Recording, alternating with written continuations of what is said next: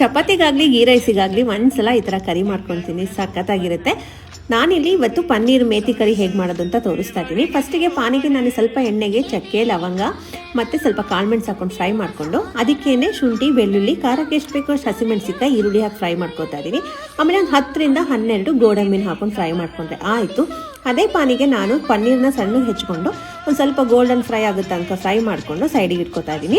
ಆಮೇಲೆ ಒಂದು ಬಾಣಲಿಗೆ ಸ್ವಲ್ಪ ಎಣ್ಣೆ ಹಾಕ್ಕೊಂಡು ಅದಕ್ಕೊಂದು ಸ್ವಲ್ಪ ಜೀರಿಗೆ, ಸಣ್ಣಗೆ ಹೆಚ್ಕೊಂಡಿರೋ ಮೆಂತ್ಯ ಸೊಪ್ಪನ್ನು ಹಾಕೊಂಡು ಫ್ರೈ ಮಾಡ್ಕೊಳ್ಳಿ. ಅದು ಹಸಿ ವಾಸನೆ ಹೋಗಿದೆ ಅಂತ ಆದಮೇಲೆ ಹಸಿ ಬಟಾಣಿನೂ ಹಾಕೊಂಡು ಫ್ರೈ ಮಾಡ್ಕೊಳ್ಳಿ.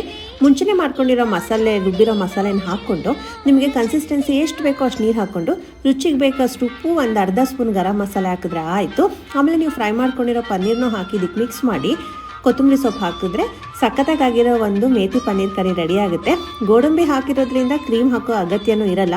ಇದನ್ನು ಒಂದ್ಸಲ ಟ್ರೈ ಮಾಡಿ, ಹೇಗಿತ್ತು ಅಂತ ಕಮೆಂಟ್ ಮಾಡಿ. ಬಾಯ್.